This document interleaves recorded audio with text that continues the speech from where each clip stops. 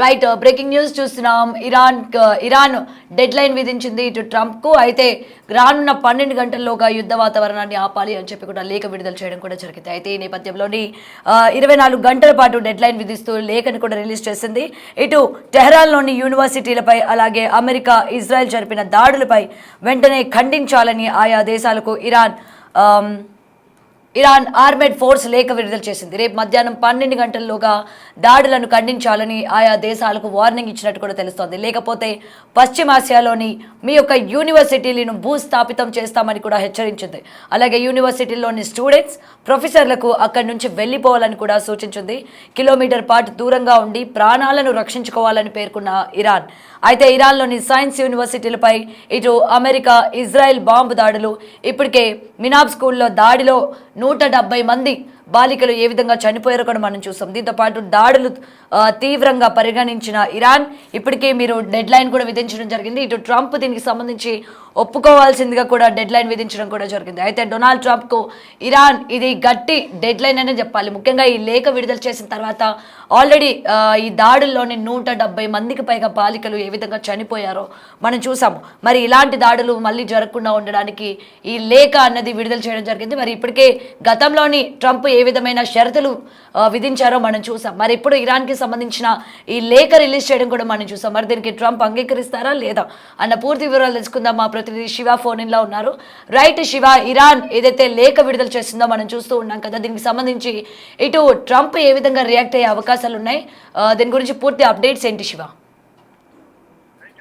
గౌతమి, పశ్చిమాసియాలో యుద్ధం కొనసాగుతున్న నేపథ్యంలో ఇరాన్ ట్రంప్ కు ఒక డెడ్ లైన్ విధిస్తూ లేఖను 24 గంటల పాటు దీనికి సంబంధించి సమాధానం చెప్పాలంటూ కూడా లేఖను రిలీజ్ చేసింది. అంటే ఇది ప్రధానంగా స్టార్ట్ అయిన తర్వాత ఇటు అమెరికా అధ్యక్షుడు డొనాల్డ్ పలుమార్లు అమెరికా అలాగే ఇజ్రాయెల్ చేసిన దాడులకు ఇరాన్ చేసి కాలగాయానికి వస్తుంది, వాళ్ళు లొంగిపోవడానికి చూస్తున్నారు, వారి దగ్గర సైనిక వ్యవస్థ లేదు, వైమానిక వ్యవస్థ లేదు, అసలు ఎటువంటి విధంగా కూడా ఏదో కూడా యుద్ధం చేయడానికి వారి దగ్గర సరైన ఆయుధాలు లేవు అంటూ కూడా చెప్తూ వారు త్వరలోనే లొంగిపోతారంటూ కూడా ఒక దుష్ప్రచారాన్ని కూడా డొనాల్డ్ ట్రంప్ తీసుకొచ్చారు. దాని అంతటిని కూడా ఖండిస్తూ దాడి చేస్తూనే వచ్చింది ఇరాన్. అయితే ఇప్పుడు డొనాల్డ్ ట్రంప్ కు ఒక డెడ్ లైన్ విధిస్తూ 24 గంటల పాటు దీనికి సంబంధించి స్పందించాలంటూ కూడా లేఖ చేసింది. టెహ్రాన్ లోని యూనివర్సిటీలపై అమెరికా ఇజ్రాయెల్ జరిపిన దాడులపై వెంటనే ఖండించాలంటూ కూడా ఆయా దేశాలకు ఇరాన్ ఆర్మ్డ్ ఫోర్స్ ఒక లేఖను విడుదల చేసింది. అంటే రేపు మధ్యాహ్నం 12 గంటలలోగా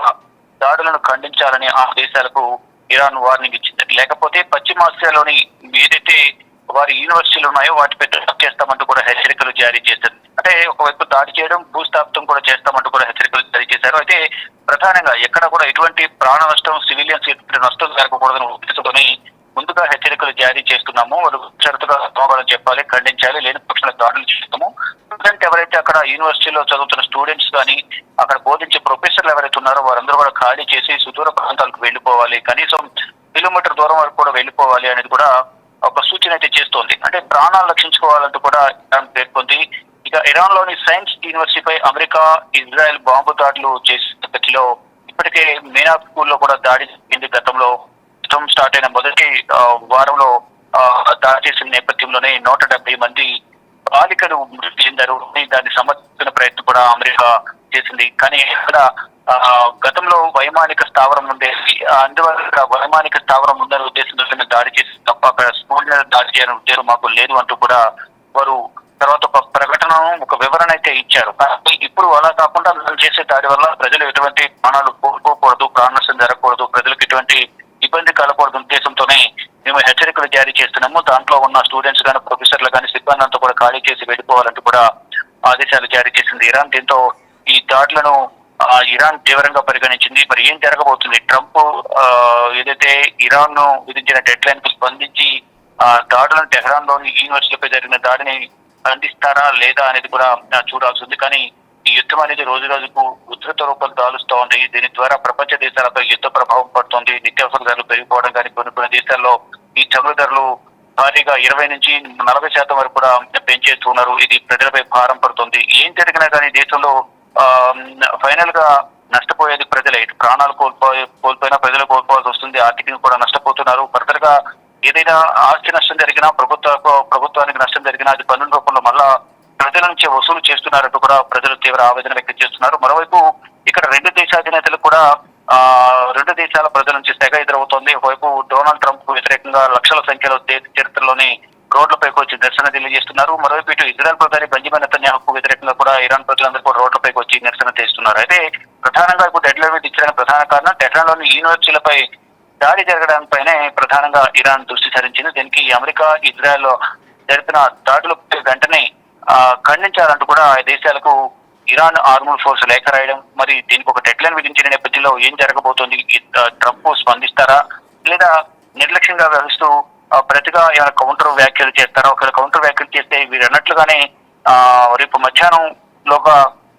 దాడులను చేసే అవకాశం ఉందా అనేది కూడా చూడాల్సింది. కానీ ప్రజెంట్ చూసుకుంటే కనుక ఇటు ఇరాన్ మాత్రం ఎక్కడ వెనుకడుగు వేయకుండా ఆ పశ్చిమాసియా దేశాలను, మరోవైపు అమెరికాకు సంబంధించిన ఆస్తులు ఎక్కడైతే ఉన్నాయో, ఏ దేశాలైతే వారికి పునరావాసం కల్పిస్తున్నారో, ఏ దేశం అయితే తమపై దాడులు చేసేందుకు ఆశ్రయం కల్పిస్తుందో ఆ దేశాలన్నిటిపై కూడా మేము దాడులు చేస్తాము, మేము వెనుకడుగు వేసేది లేదు, మీరు శత్రువులు కాకపోయినా, మీరు యుద్ధం చేయకపోయినా యుద్ధం చేసే వారికి మీరు సహకరిస్తున్నారు కాబట్టి వారి ఆస్తులపై మేము దాడులు చేస్తామనేది కూడా ఇరాన్ మొదటి నుంచి చెప్తున్నది. దానిలో భాగంగానే ఇటు కువైట్, సౌదీ, దుబాయ్ లాంటి ప్రాంతాల్లో దాడులు కొనసాగుతున్నాయి. మరోవైపు గల్ఫ్ కంట్రీస్ ఏవుతున్నాయి ఎక్కడ, మరోవైపు పశ్చిమాసియా దేశాలను కూడా దాడులు కొనసాగుతున్నాయి. ఒకవైపు ఇరాన్ దాడులు చేస్తుంటే వారికి అంటే అమెరికా ఇజ్రాయెల్ ఎదుర్కొనేందుకు ఇరాన్ కు సపోర్ట్ గా హౌతీలకు రంగంలోకి దిగి నిన్న ఇరాన్ పైన క్షిపణులతో చూపడ్డారు. ఇరాన్ కు మేము వెనుకుంటే వారికి సపోర్ట్ చేస్తామంటూ కూడా హౌతీలు చెప్తున్నారు. అంటే ఏదైతే ఇజ్రాయెల్ చేస్తున్న విధ్వంసం కానీ వారి దురాక్రమణను వ్యతిరేకిస్తూ ఇరాన్ కు మద్దతుగా మేము ఉంటున్నామనేది కూడా హౌతీలు చెప్తున్నారు. ఇక ప్రజెంట్ చూసుకుంటే మాత్రం ఈ యూనివర్సిటీపై జరిగిన దాడిని ఖండించాలంటూ కూడా లేఖను విడుదల చేసిన నేపథ్యంలో ఇక ఇరు దేశాలు ఏ విధంగా స్పందిస్తాయి, లేదా వార్నింగ్ ఇచ్చినట్లుగానే ఇరాన్ దాడులు చేస్తుందా, ఇటు ట్రంప్ స్పందిస్తారా లేదా అనేది కూడా వేచి చూడాల్సింది అవుతుంది. Right Shiva, thank you.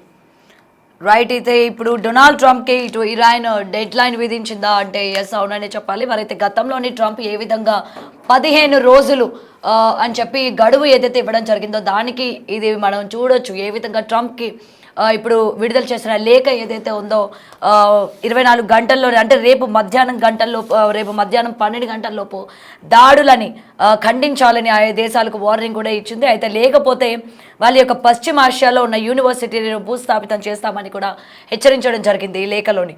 అలాగే యూనివర్సిటీలోని ఇటు స్టూడెంట్స్ కావచ్చు, లేకపోతే ప్రొఫెసర్స్ కావచ్చు, ఎవరు కూడా ఉండకూడదు, అక్కడి నుంచి వెళ్ళిపోవాలి అని కూడా సూచించింది.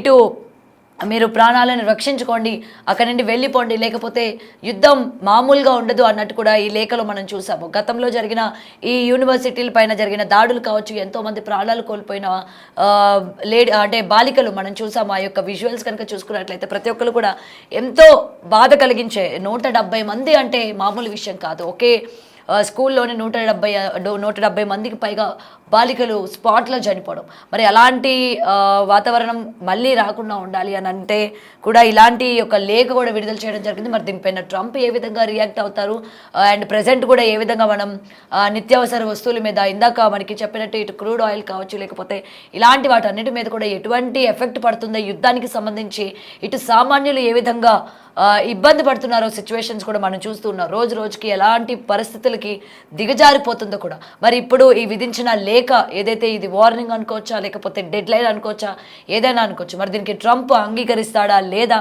అనే దానిపైన కూడా ఈగర్గా వెయిట్ చేయాల్సిన పరిస్థితులు మనం ఇక్కడ చూస్తూ ఉన్నాం.